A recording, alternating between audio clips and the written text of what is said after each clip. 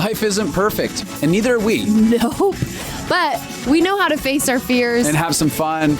and talk about all the messiest things of life. Like the messiest things. Get connected to yourself, get connected to others, and get connected to the life right in front of you. This is The Connected Life with Justin and Abi. That's me. That's you. And you. Hey, Connected Life peeps. 200 episodes. Wow. We did it. That's really crazy. 200 hours. This is the 200th episode. This is. This exact one. 200 hours of Justin and Abi almost bobbling Yammering. around in your guys' noodles if you've been listening from the beginning of this situation. And I'm like, I think we've probably formed a veritable cult at this point. Veritable. I think for cults, though, you have to demand that they think like you or they're excommunicated. And I don't think we're big excommunicators. No, we're not that. We're not that. No. And there, you have to be getting something good out of the like cult. we have to be getting money out of like, Or what sex. if we charged? Oh, either one. Sex What cult, if we charged either money of cult. those for every episode? You will be paying us in sex or money. Gross. It's so gross. Ooh. Yeah. Anyways, it's we're 200 episodes deep in this thing. And You continue to just sound gross. and I don't know if we're going to be stopping anytime soon. You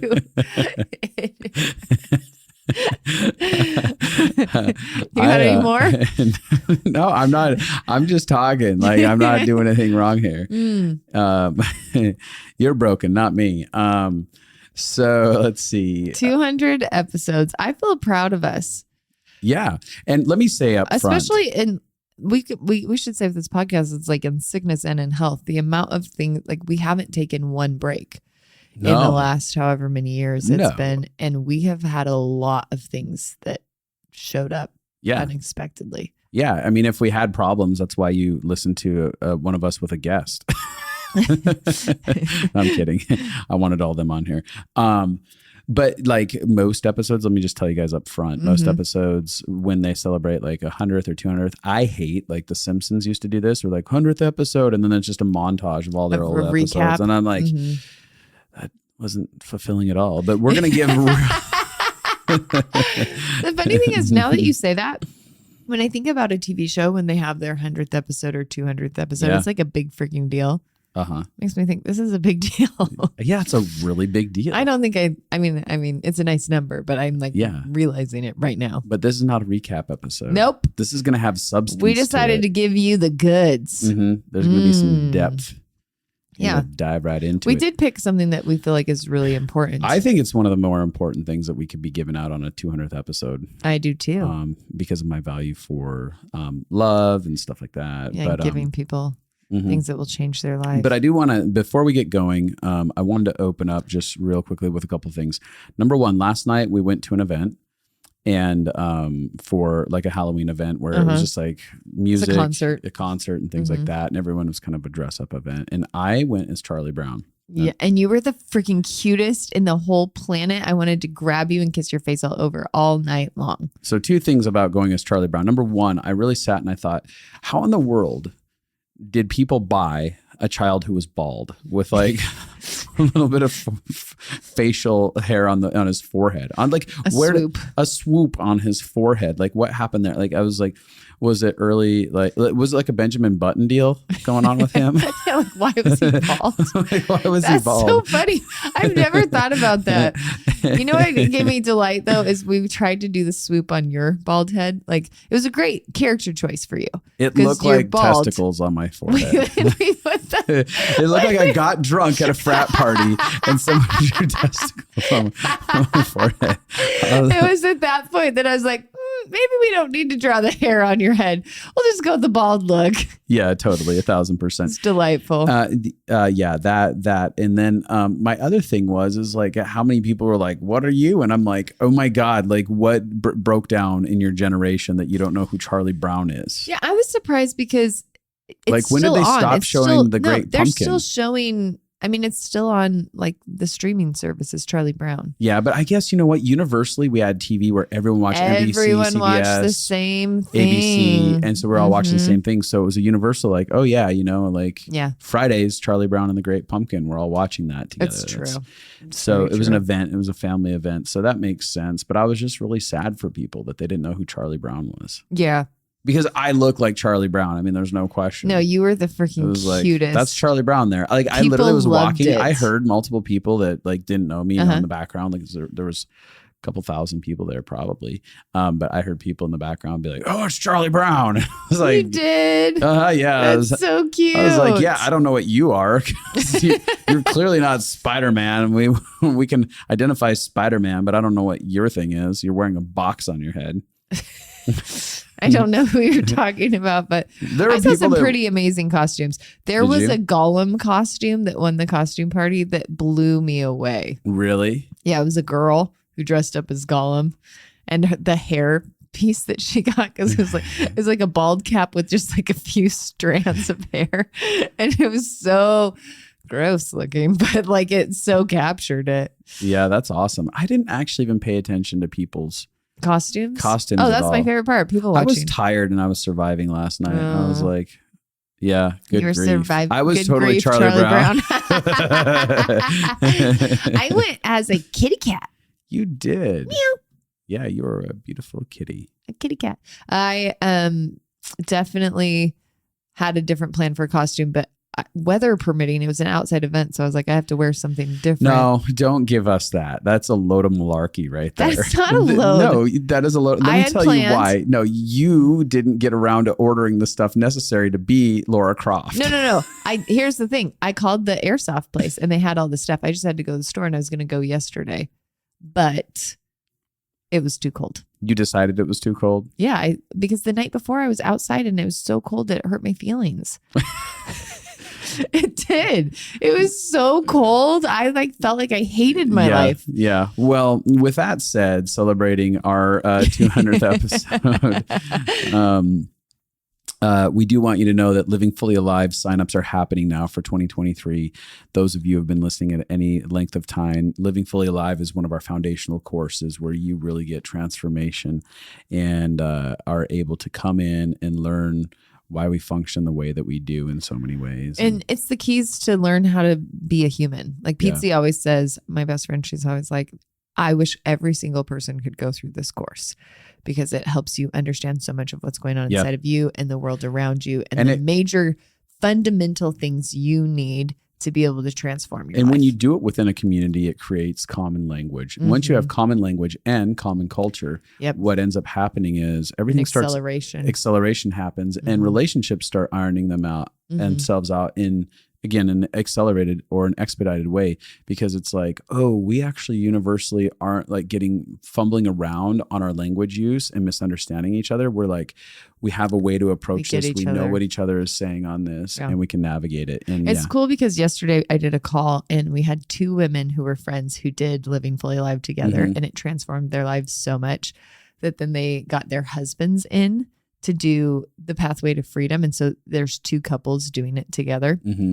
And the husband was talking about how much it's transforming his life with his kids and how he's being able to show up different and how he recognized something going on inside of him and was able to call his guy friend who was also going through the course to process. And the guy friend was able to help him because there was this commonality where they understood and they're doing this together. And to me, those are the stories that make everything we do feel worth it, is seeing people learn how to parent in a whole new way, learn how to love their spouse in a whole new way, learn how to be present. And that's what we're going to talk about in this episode is learning a whole new way to be present and connected that has really, really transformed my life and your life. Yeah. Don't you think? Yeah. And before we get started, you can head to Justin and Abi, that's abi.com, go to Living Fully Alive under our courses tab, and you can get signed up with the rest of the world that's jumping in on that right now. We've been talking to that. We really feel like this is a special group. Yeah. There's something specific about this year that feels really I've felt that in a big way. And so that class actually starts January 11th. Yep. Signups are happening now. And it's a great Christmas gift for people if you want to like buy one and get change their life. Change their life. Yeah. So with that said, so we're talking about resource today. It's going to be the language that we're going to use. Ooh. And I'd love to figure out what resource means, how it affects our lives. But I think that when you get connected to understanding resource, you can become a confident, empowered individual. Like if it is like at the source inside of you and you learn how to master this, you can actually become someone that's really super happy, really peaceful with stuff, self-sustaining, and not in a I become an island sort of a way, but you actually can take in the fullness of what life is offering and apply it to your own heart and be settled even in the most messiest, difficult circumstances. Yeah. Very powerful. Yeah. I thought I'd start with story and like the journey I went on to even like really understand resource in a different way. So I think like 6 years ago, maybe, or 5 years ago, my whole world blew up like an explosion everywhere I looked. There wasn't an area in my life that felt safe or that I could hold on to. Yeah. And it was so many individual traumas that happened all at the same time that it like overloaded my nervous system, overloaded my brain, and ultimately sent me into having PTSD. And I remember in that season going to my counselor and over and over and over again being like, I don't feel safe. There's nothing I'm never going to be okay. And I would feel literally like panic in my body. And I would feel so scared about it. And I was like, please, I was looking desperately everywhere for something that would help me feel like I could be okay or I could be safe. Yeah, a lot of like, external. I just wanted something. I really wished for like a mom or a dad who would come in and tell me I was going to be okay and I'd be safe, or I mean, I just was looking for anything. And I would do counseling session after counseling session where I'd bring this thing up and it didn't actually feel like there was an answer for it. And I was seeing a trauma counselor. Yeah. But there was an answer in that she started to point out my dissociation and what it looked like. And so that was like a really huge step in my healing process. Right. Because you realized in that process that you were unbelievably disconnected from your body. Yes. I was so disconnected from my body. And I had never, because I'm so good at articulating emotions and I've been on this journey for so long. And at that point, we'd been doing consulting for years. And so I'd been in counseling since I was 12. And it wasn't until I was like 37 that a counselor finally told me I was dissociated from my body. Well, it was earlier than that. I think you're like 35, 36. Yeah. So it was very liberating in that way, but there was no answers. There wasn't here's the path forward, here's how to heal. There wasn't an ability to get through the panic and anxiety. I was processing the same events every week and granted, that makes sense because there were so many events that happened that affected me on so many levels, but I was doing these verbal loops over and over and over again. Yeah. And and at that point, my body had started to break. And I knew, like, when I've had health issues my whole life, but they got horrific in that season. Most of you know, we've processed a lot about that, or some about that on the podcast. And I knew that my body was breaking because my heart had broke. Like I knew like this is just, there's no way around it. And so I searched over and over and over again to find a solution. And it wasn't until I learned about my nervous system and resource that I actually practically had something to get me through the trauma. It wasn't until I understood what was going on inside of my body And really becoming trauma informed really, really helped me. But the concept of resource, I think, is one of the most important things on the planet, because it is the only thing that I have seen been able to help personally me and you transform. Yeah, well, I wouldn't say it's the only thing for me, but it's an aspect of being able to I think the only thing's too certain anyway. Yeah. It's one of them. It's a big piece of it. Yeah. Is that a better way to say it? Yeah, I think so. I think that's a good way to say it, because there's a lot of profound things that have helped me personally on my journey outside of this. Yeah, me too. Do you want to kind of like explain what resource is? Well, the first thing that I will say is that emotions are so connected to your nervous system, to your body. Mm-hmm. Every time we feel emotions, we are actually feeling something in our bodies. When I started this journey, my counselor was like, what do you feel in your body when you feel angry? What do you feel in your body when you feel joy? And I was like, I feel nothing. What do you mean? Nothing's going on in my body, because I was completely disconnected from it. Yeah. And so the first step for me, before I even explain what resource is, was learning to start paying attention to what was going on in my body. And you had a pretty radical experience in that. Do you want to talk about that? I mean, I remember, and I may have shared this before on the podcast, but I had been spending some time like in my PTSD season, like panic attack season, when I was dealing with panic attacks. I would take these breaks every day and go cry something out. And then one day I felt like there was an invitation to go sit in my car, and I was sitting in my car in this parking lot, and all of a sudden it felt like there was an invitation to connect to my body. Mm-hmm. And I had been starting actions to connect to my body in my own PTSD counseling and stuff like that, going back into my past, refeeling surfaces and stuff like that, like actual memories of being in my old home, going across, feeling the counters, the rugs, like trying to attach to my history and what my body felt like in it. So I had to feel the environment and get associated with the environment, then get associated with myself. And it was an interesting process, and I could talk about that at another time. But which is also like a very cool, that's the same, you were seeing the same counselor as me, and she helped you realize how you were disconnected from your body. Right. And that's a beautiful gift we both got. Yeah. And for me, I processed in my head, she never told me to do this, but I was like, oh, to get in my body, I need to feel the experience. Like I need to be with it. And I was like, what if I can touch things and I can start feeling things inside of my body? I don't know how I made the association, but I touched every surface. Like you went back through your memories. I went back to my memories at my house, my grandparents' house, rooms, smelled the smells, mm-hmm. touched the surfaces. Yes, to get that association. And I was like, oh my gosh, I started remembering all kinds of things started happening inside of it. So honestly, we have so many people that are like, I don't remember my childhood at all. I don't remember anything, blah, blah, blah.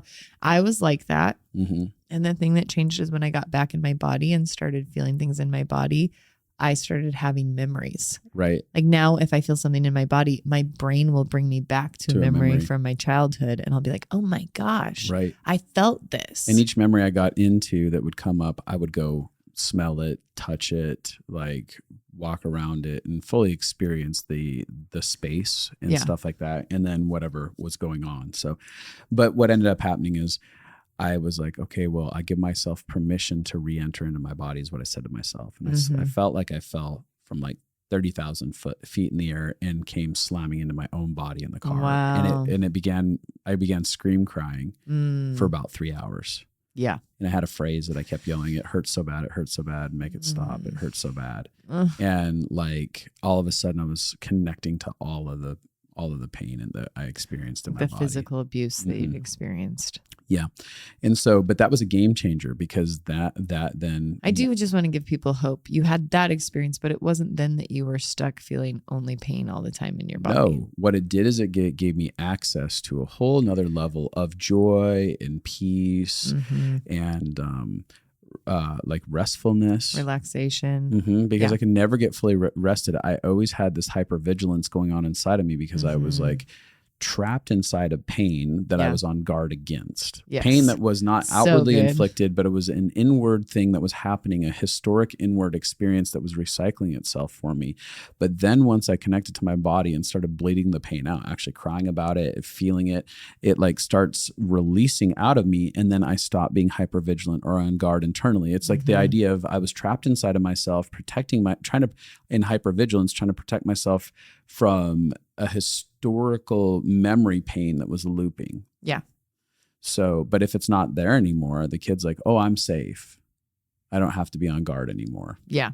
So it was a really big deal. And that was the beginning of me connecting to my body and being able to go to a much deeper depth. Like I was accessing resource, which again, we're going to get into resource. I was being able to access it at certain levels, and I was doing it on an emotional level. Mentally. And emotionally. Mm-hmm. But I wasn't going all the way deep into my body. So again, yeah. we'll get And into I've seen more. this happen, like transformation, true transformation happens when it's our minds, our body, and our feelings, our emotions, all three of those things. So I can work really hard to change my thoughts.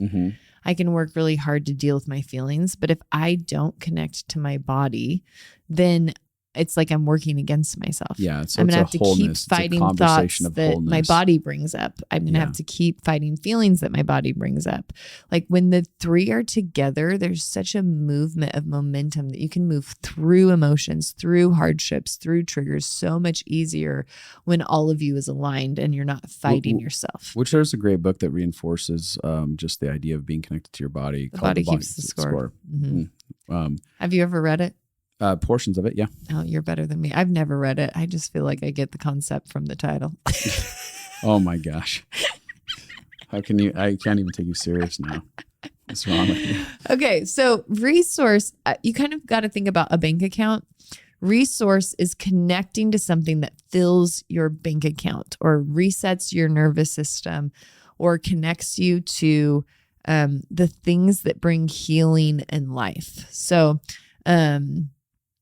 like that feeling that your body and your emotions and your thoughts go into when you're really, really safe and really, really having an experience of goodness, that feeling is a resource. Yeah. And resource, I think the goal of resource is that it's something that you can connect to with your thoughts, feelings, and body. So a great example is, if you love walking on the beach and you can imagine being on the beach and you can imagine that feeling of the sand in between your toes and it's kind of warm and the sun's kissing your skin and there's a light smell sea breeze blowing against you. You can smell the salty ocean, and then the feeling of being like really safe and relaxed. Like you don't have to figure out how to clean your house and do your taxes. You're just at the ocean, relaxing, getting to feel your senses filled by that. Like if you could imagine that and actually get to where your thoughts, emotions, and feelings connect to that, that could be a resource for you. It's the idea of something that feels safe, that feels joyful, that feels loving. Like I think love is a key component to resource and safety. It's like the emotions and experiences of some like kindness, gentleness, thoughtfulness, joy, patience, peace, goodness, care, any of that. Like that's involved. Those are like pieces of what resource is, where it's like, oh, I felt cared for. Oh, I could feel happiness and joy inside of that experience, that conversation with that friend. I could feel the gentleness from that grandmother figure who was very nurturing in her approach to me, or the patience of this person. And these can be,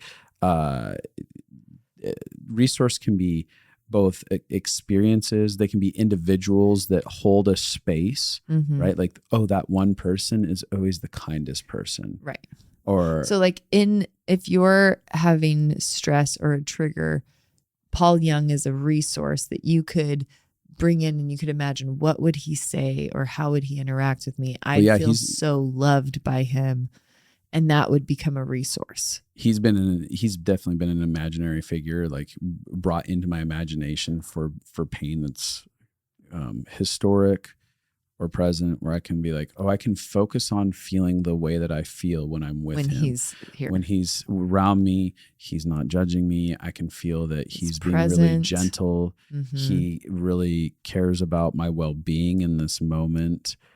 He's not going to reject me. That sense of safety settles inside of it. And so you can take the feelings that you do legitimately feel in real life around him, but those feelings can be a resource to us. So you don't have to have 5 million days with him to allow the moments that you do have with him to be something that you can access in other moments. And it's really powerful because when we have people like that or experiences with people, maybe they're people who've made a many impactful moments, or they're just one. There was one kind person that was so kind and gentle. We didn't even get their name. It was a moment that we crossed in a grocery store or at the mall, and they were just so tender and loving with us that you can be like, oh, I'm going to embody the emotion that I experienced from that. I'm going to take what they represent, because humans are a reflection of an unrelenting love. Like we have a capacity to reflect, like Abby and I each have a capacity to be a mirror reflection of a level of God's unrelenting love. Yes. Right. And there's portions that we don't have the capacity to reflect. So one of the things that people are scared of when it comes to participating with resources, like, well, what if they hurt me, or they have hurt me in other ways? And I'm like, it's not about what all the things they've done wrong. There may be people that are safe enough people, loving enough moments where it's like, but I can extract the unrelenting love that they had the capacity to reflect to me. And I'm going to extract that out, and I'm going to begin to apply it. I'm going to apply not only what they did, but the feelings that I felt from it. And then I'm going to begin to take it into my moments of fear, my moments of aloneness that are happening here and now. And I'm going to take them into my history. Yeah. I want to talk about the power of resource in our history. In a second. Yeah, not quite yet, but I do want to get there. I remember, if we're talking about specifically Paul Young, I remember we were in a really difficult season, and we went to a wedding that he was leading, and I got there and he saw me, and he just came up and like grabbed me and hugged me. And it was like, I hadn't said anything. He didn't know anything about the season that I was in. He just somehow knew intuitively, and he just held me so long and wouldn't let me go.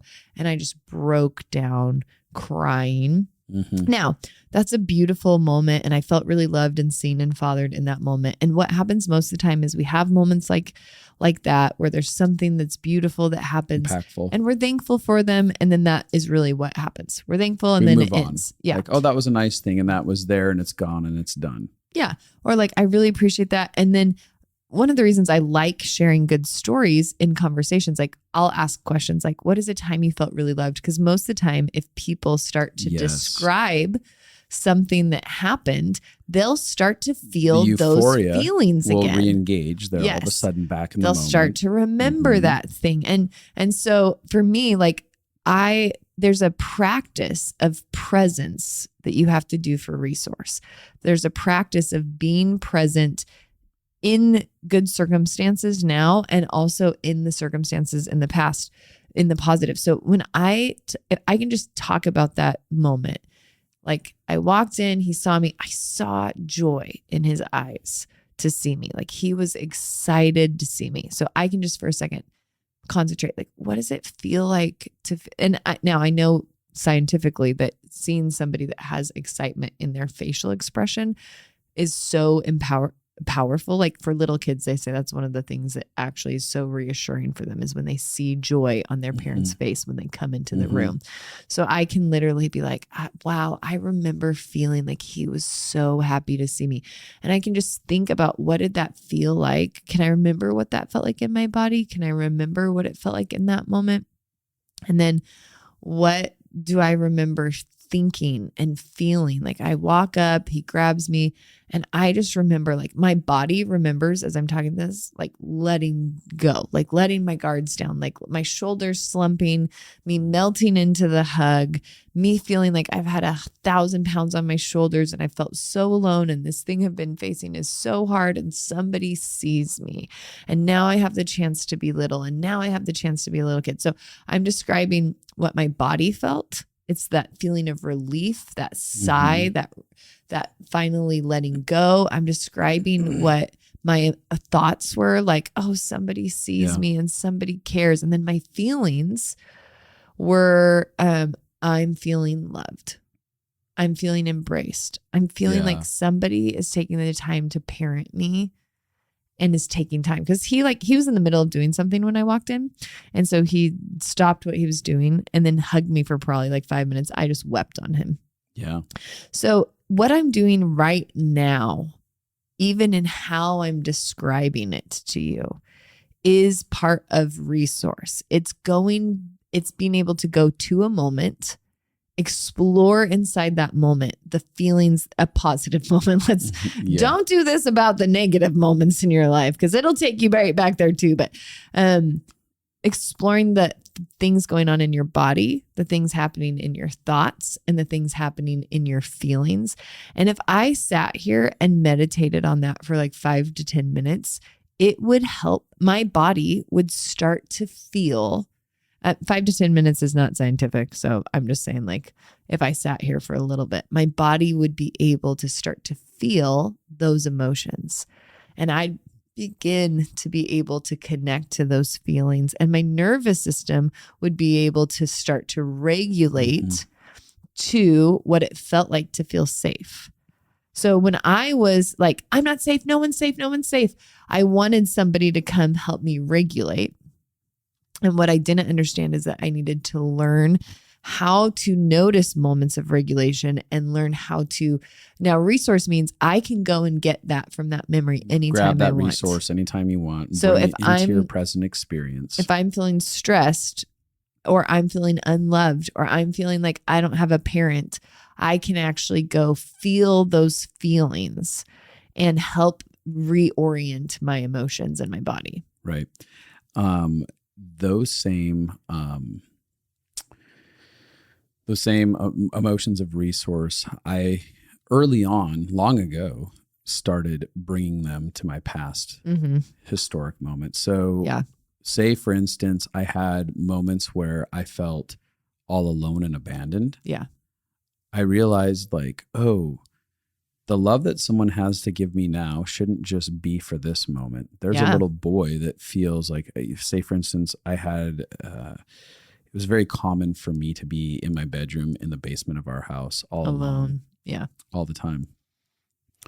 And so what I started to do was take these people that represent this love, this resource, and the feelings that I feel around them now, and I started bringing them back into past memories. So I'd go down, when memories would pop up of like, oh, there's this really sad place where I feel super alone, like no one cares about me. All of a sudden I'm there with 5 people who have been gentle, affirming, kind, patient with me. And I'd begin to say to myself, Justin, you have permission to feel the love from these people that they have to give. Yeah. So you literally visualize you as your kid in your bedroom. Right. And allowing these people into that bedroom with you to love you, to cheer you on. Yeah. Expressing themselves through the way that they have expressed themselves to Justin, like their interest in him, like letting that little boy feel this interest all of a sudden in what he's building with his Legos and like the video game that he's playing. And all of a sudden I could feel resolution begin to happen in my history. Yeah. That I was like, I could never get over, because all of a sudden when we get into a triggered state, our history is coming up and we're all of a sudden in an emotional flashback to our childhood. Yes. And we're like, oh, I'm trapped in what's really happening. We don't know it because a lot of times we don't have the emotional intelligence enough and awareness to understand. But oh no, I'm a 10-year-old boy stuck in his bedroom all alone. And that's why I feel so abandoned in this moment. I'm feeling my past, and my past is needing to get resource to it. And so I've learned how to bring these present situations there, but also I've learned how to gather the love from my past and bring it into my present and allow it to get to my past situation. So for instance, I'll give an example. 12 years old, I'm at a church camp, feeling a whole lot of rejection. It was at a point in my life, 12, 13, where I I still hadn't ever communicated to anyone the sexual exchanges me and another little boy had. And so I hated myself a lot. There's so much hiddenness. And I was like, no one wants to know me. If I let anyone know me, I'm going to get really like hurt a lot. And so you'd always see me as a loner somewhere. And I remember sitting on this bench, and there was the youth speaker that was there speaking for the week, and Jamie, and he comes out. Now all the kids were out playing and doing like sports and all the activities, and I'm up by like this chapel area on this bench all alone, quietly sitting.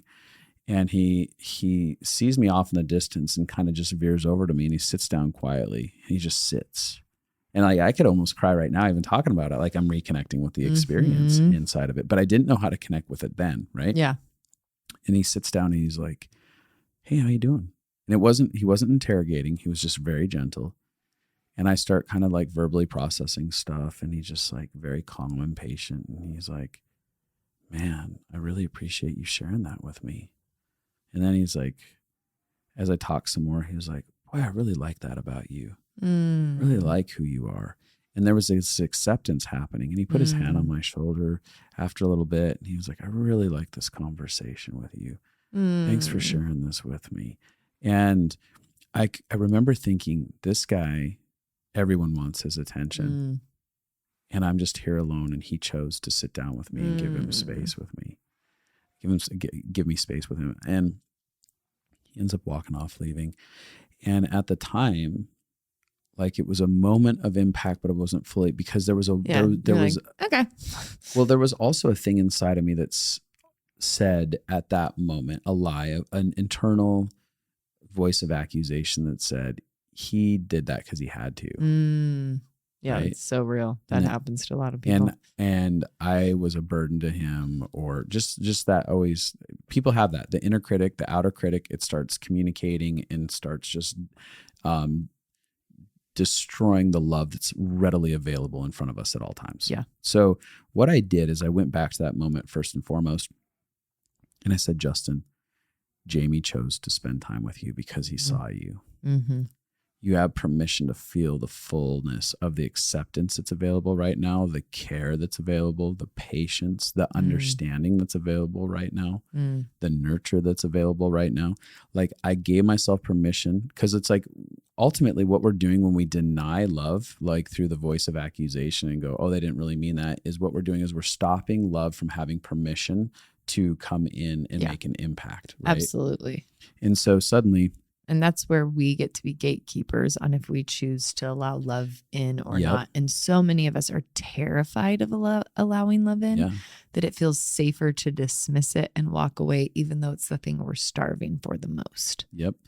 And so what I did is I suddenly, like, as I'm imagining this scenario and I, as an adult, am talking to this little boy, I say, not only do you have permission, but you have permission to like feel it and get excited about it. Like there was a male authority figure that chose you. He wanted to spend time with you. And I could feel this excitement of like, yeah, he did. And I can feel this like confidence in this little spot inside of me that's like, oh my gosh, like I was worth his time. And so what I did is I not only let it be absorbed in that moment. You went back to something you didn't absorb, and you allowed you can actually absorb it outside of the moment, which I think is really powerful. And what you're saying is a big deal, because a lot of people experienced love that they didn't let themselves absorb. And what I've called it for years is mining for love, like mining for gold, but it's mining for love. And it could be mining for resource if you want to use the language that we're using today.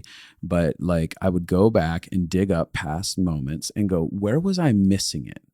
Oh yeah, here's this youth pastor in another situation that he showed up for, I think, every week for 3 months straight. And I shut a door in his face and told him to go away. And he was like, "Hey, you want to come to a Wednesday night youth group?" "No, go away." You know, like I like would not like, but I was like, this man is hunting me down. Like he's loving me. He's wanting to connect with me.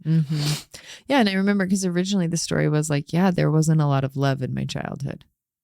Like there was, there wasn't a lot of, and then you went back and you actually found that there were lots of pieces. There was lots of moments of it. Yeah.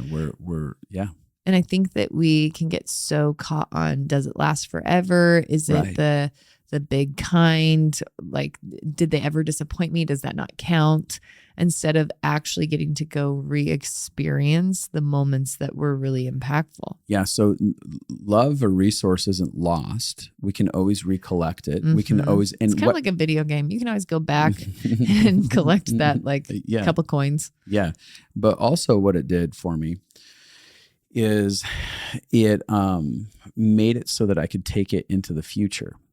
So now all of a sudden, not only have I absorbed historically, which by the way, when I absorbed it historically, I had an overwhelming sense in that season as I got aggressively started doing that and going, I will find the places that I can connect to. Yes. All of a sudden, my confidence had a massive boost in life. And I was like, no, I've really been loved. I've always been loved. Even when it didn't feel like it, I've always been loved. It helps you feel God on your side. Yeah. There's a level of feeling connected to God's love the more we become aware of the moments of love. Well, the lie is that because of some of the pain in my history that God wasn't in my story. And I was like, oh, I've been blind for years to where God was available readily all around in the midst of our human messiness, actually trying to save my heart in the process. And I didn't have the capacity in myself at the moment to receive it, my self-protection and trying to stay safe. Yeah, because pain will do that. Pain blinds us to because here's the truth. When I went into PTSD and I was like, there's nowhere I can find any safety and there's nowhere that I feel, secure and I'm going to be okay. And like, the truth is I had really Pete was in that season with me and you were in that season with me. And so there were things like that, but pain can hijack our mind and our body and our feelings. And so learning how to cultivate resource is like transforming the fixation. And I think about it, even in our brain, the blood flow will go to the amygdala, which is the emotional triggering system. Yeah.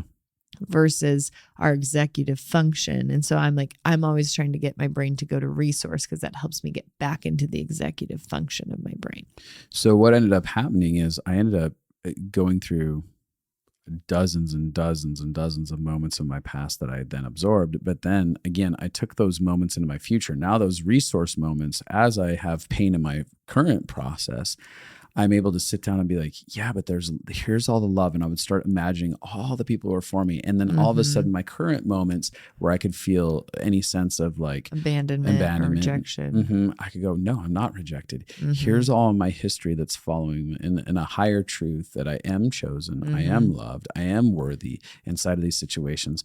And I could feel the collective moments of like rest, where my guards were down and peace and stuff like that. And my body would suddenly be like, everything's going to be okay. Yeah. Because once we realize, because so many people are scared that things aren't going to be okay. Yeah. But when you get into someone's story, even people that have come into my office and we start like digging up their past where everything was taken care of, even though there was messy moments and really broken moments, they're like, oh no, the truth is I've always been okay. Yeah. And so it's even a fresh reminder. It creates a higher truth and gets us broken out of this idea that we're not going to be okay. It shatters blindness. Yeah, absolutely. Well, confirmation bias is what our brain does to whatever, especially when we're triggered. It gathers evidence in our life to prove. So if I feel like I'm always going to be rejected, then confirmation bias is going to pick up all the places I've been rejected. If I feel like I'm always going to be abandoned, then it's going to pick up all that. If I feel like I'm never going to be safe, it's going to pick up every part of my story that tells me that story. And so part of how you get out of confirmation bias is to purposefully mine for resource and love. Yeah. Now, one of the things that I want to, before you jump past that, because I do want to say this, what I'm describing are acts or experiences, and they come in different forms. They're nurturing moments, shared fun.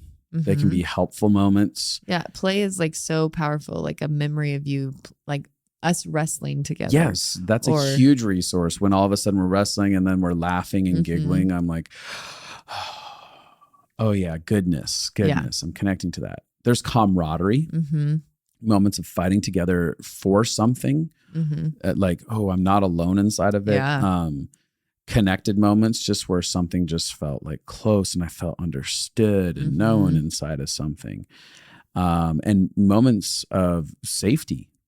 right? Like relationally and physically, just like, oh, I felt so safe being in that person's presence. Yeah. And those are just a few ways to explain. But when you guys are listening to us talking about this, like, oh, what are actually acts or experiences that I didn't even know that they were resourceful moments, but you could be like, I have a million moments of fun. Totally. With certain friends that like we die laughing all the time when we get together, and I can actually go sit in those moments and collect those. Yeah. Well, and so what we've been talking about is recollecting past. But for me, one of the things that really changed me the most was learning how to do this in the present. Yeah. Because I think sometimes when you're in a really deep trigger, trying to go back to your past, it can be really hard. Yeah. And one of the things that I struggled with so much, because I had so much betrayal that I went through at once, just for clarity, Justin did not betray me in any kind of affair. People always jump to worst case Thanks scenarios. for giving a heads up on that. Yeah. But I had gone through so much. I mean, Justin had his nervous breakdown at the same time that I'd gone through a ton of betrayal. And so I felt so alone in every area. And I had to and so learning how to mine past was really good. But something I had to do was work on present. Yeah. And one of the problems that I faced, and my first counselor, even though she was trauma certified, didn't know how to help me with this, was like, maybe I'd have a moment with somebody safe, but my brain was like, but they're not going to be safe forever, and they're not going to take care of me, and they're going to leave me, and they're going to abandon me. And so I literally couldn't even receive from the moment. Right. That self-protection there. Yes.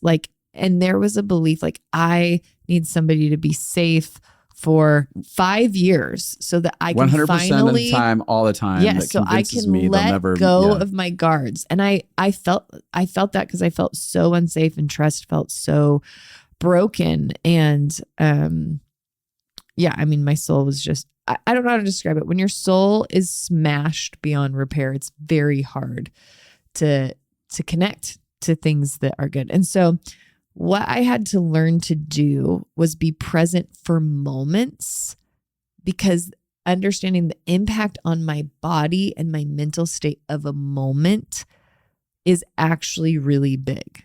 So I remember a moment, there's several moments. I remember a moment we were in Hawaii, and me and you were on the beach, and it was at night. And it was warm air, which is my love language. There was a breeze, so it wasn't hot, but Beautiful it was moment.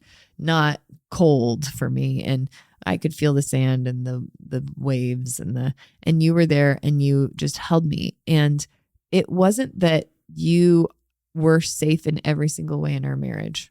Mm-hmm. And it wasn't that you, that everything was perfect between us. And it wasn't a guarantee that that you'd always be safe and loving towards me. But in that moment, I started noticing, and this is becoming aware of what is happening in your body in all kinds of things. Like Marcus was talking about this experiential joy, how if he's going for a walk, there's a difference between going for a walk and subconsciously enjoying the sun and whatever, and then going for a walk and realizing this is affecting me, and stopping and sitting and thinking about it. The sun is on my face.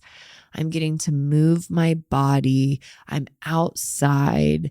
I'm feeling filled by this, becoming aware, narrating what your body is feeling in that moment. I'm feeling relaxed. I'm feeling like I can breathe deep. I'm feeling like I'm not thinking about all the things I have to do right now. I'm feeling and actually purposefully experiencing the moment, experiencing being present, taking a moment to actually, it's so true. The thing of stop to smell the roses. But it's so much deeper if you understand that when you get your body to feel that state of relaxation, when you get your thoughts and your feelings, it's like you're telling your body a state of being that it should stay in. And it doesn't mean it stays in it all the time, but you start to train your body and your brain to have that joyful, peaceful, relaxing, comforting state.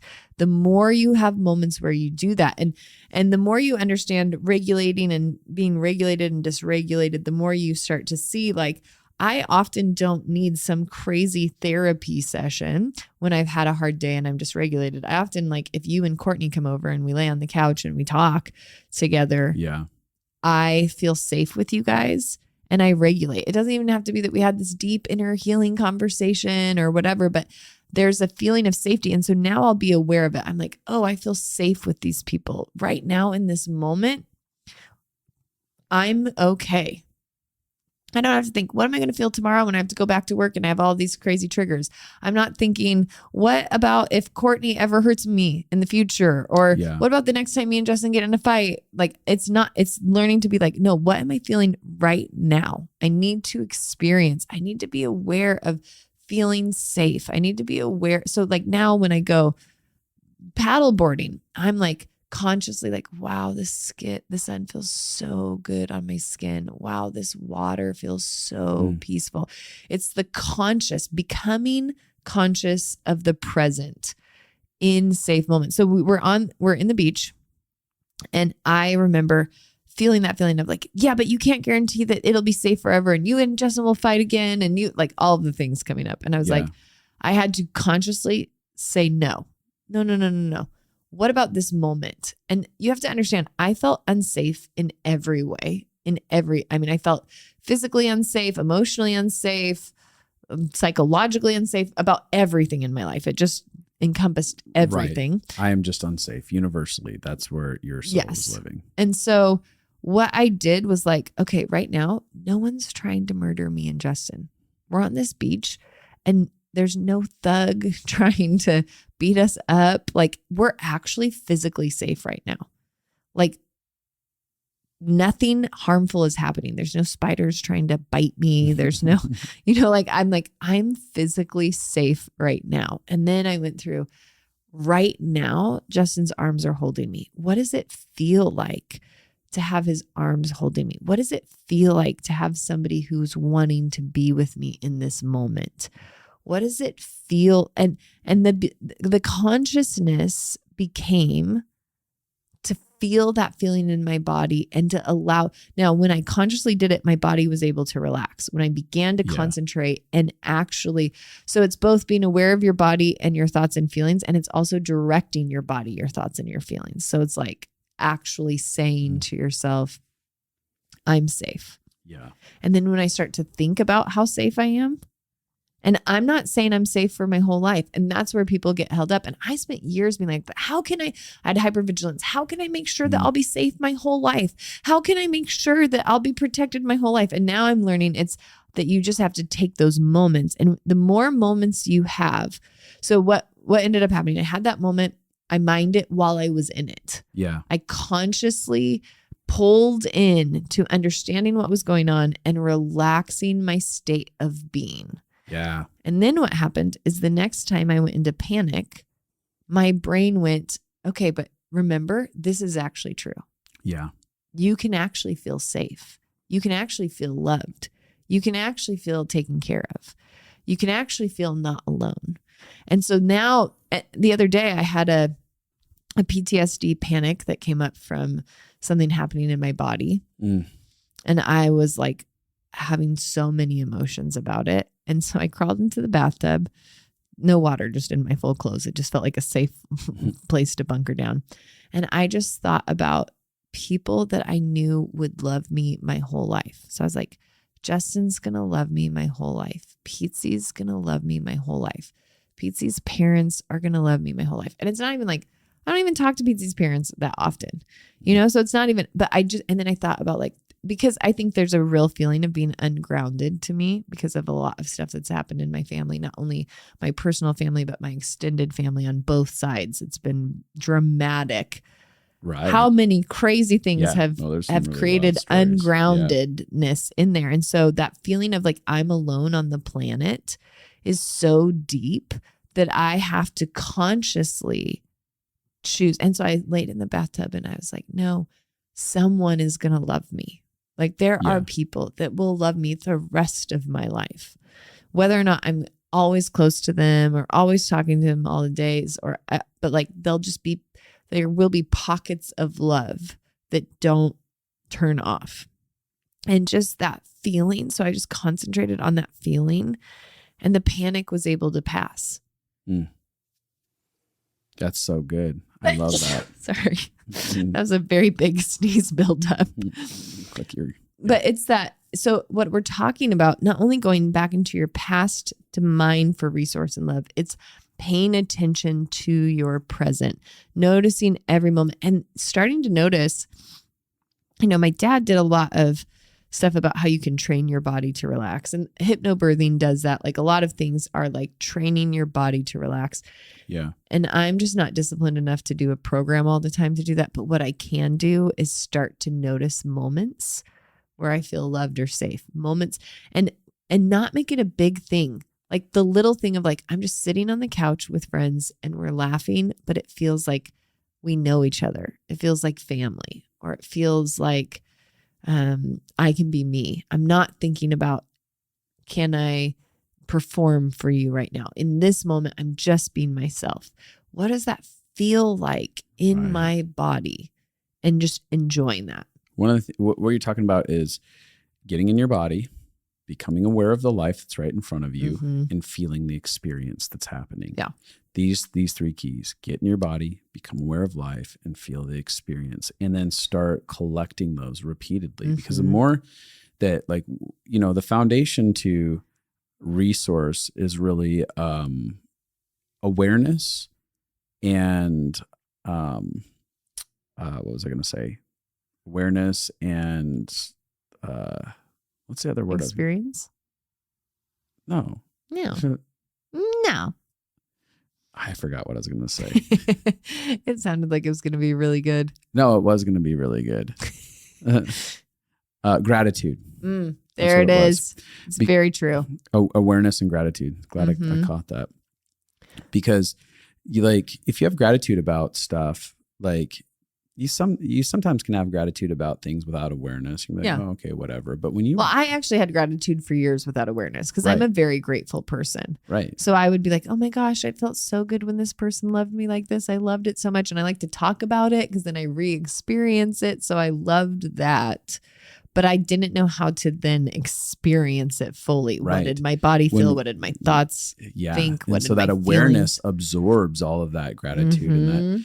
And that gratitude is really like, it's kind of like, I think about a metal detector, and gratitude is like beep, beep, beep. And it's looking for the goodness inside of life. That's what gratitude does. And so that's so good. As you go, oh, there's a good event right here. I want to get fully aware of it. I want to be fully present for it. I'm going to absorb it. Oh, this moment was big. This was so wonderful for me.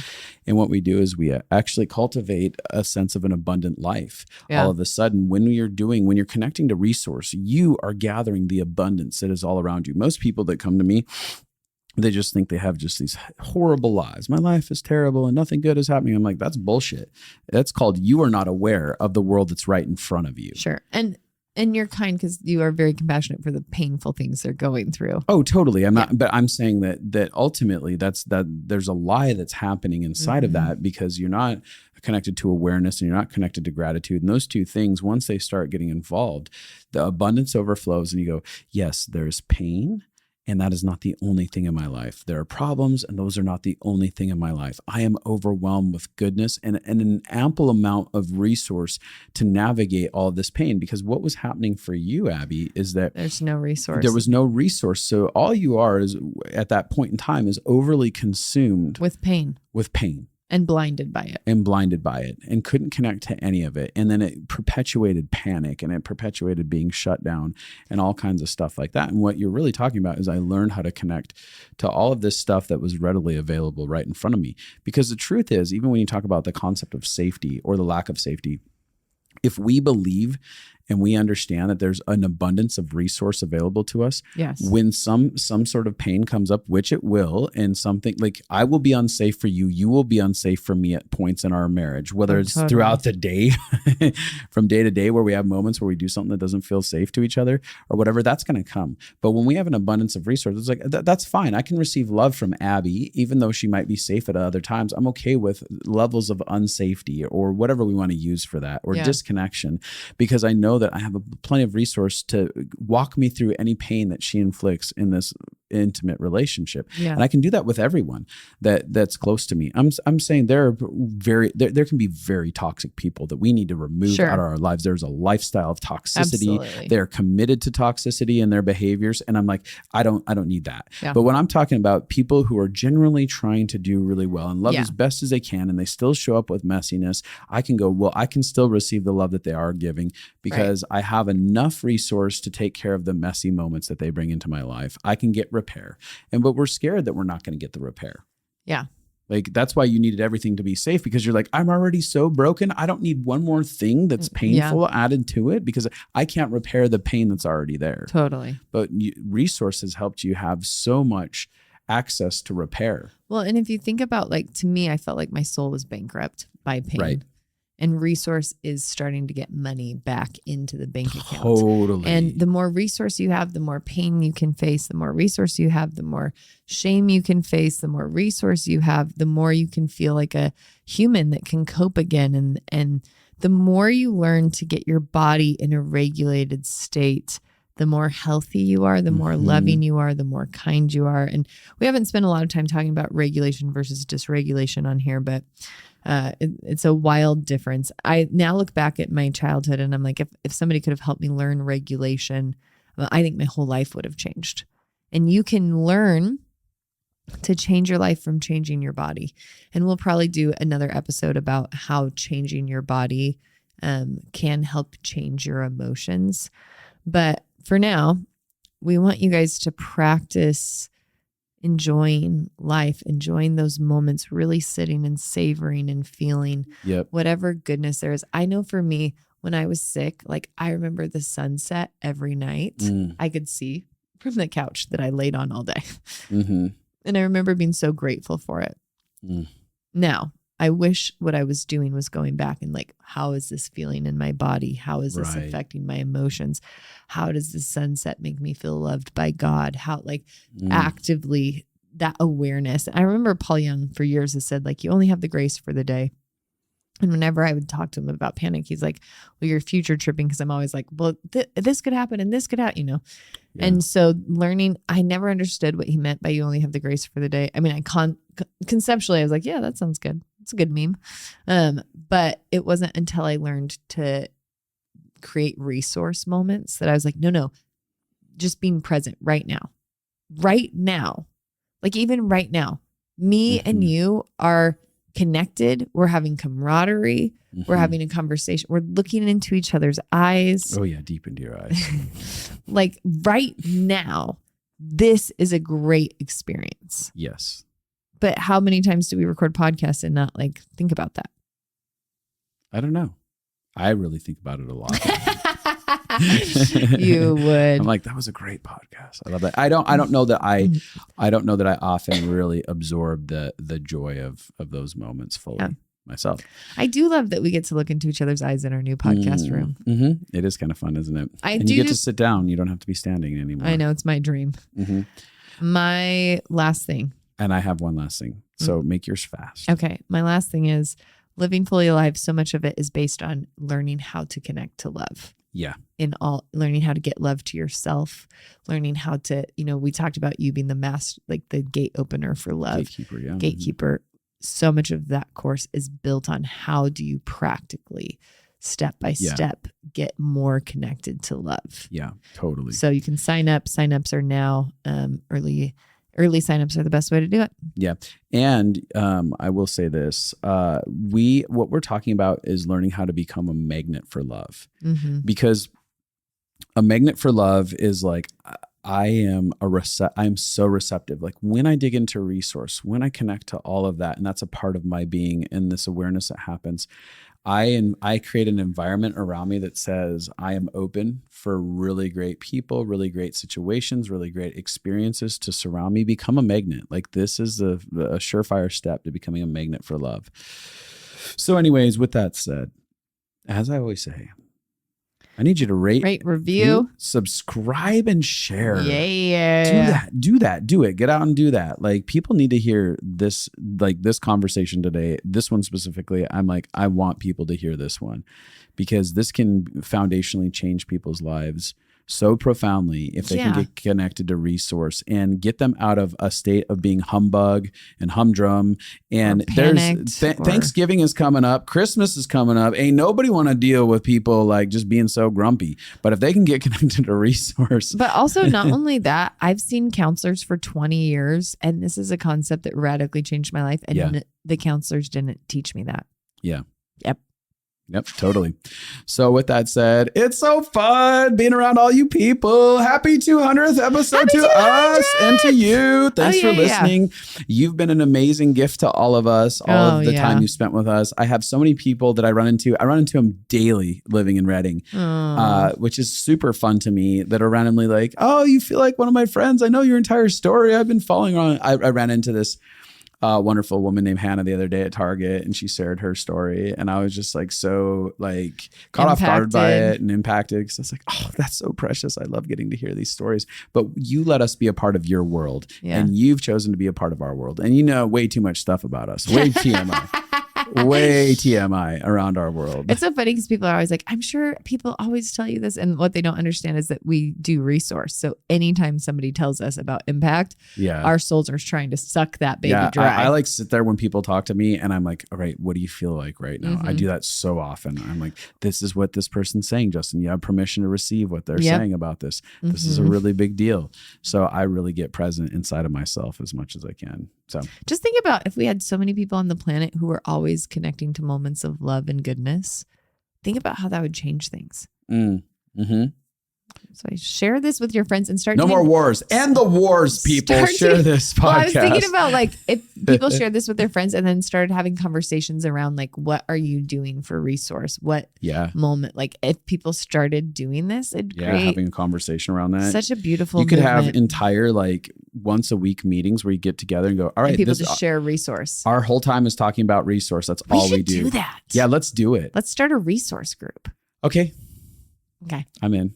All right. We're going to start a resource challenge this year with people. I'm making it up on the spot with the Connected Life. We're going to start a resource challenge. I don't know what yet, but I'm going to figure it out and process it. All right. Hey, everybody, go away now. I'm done with you. Goodbye.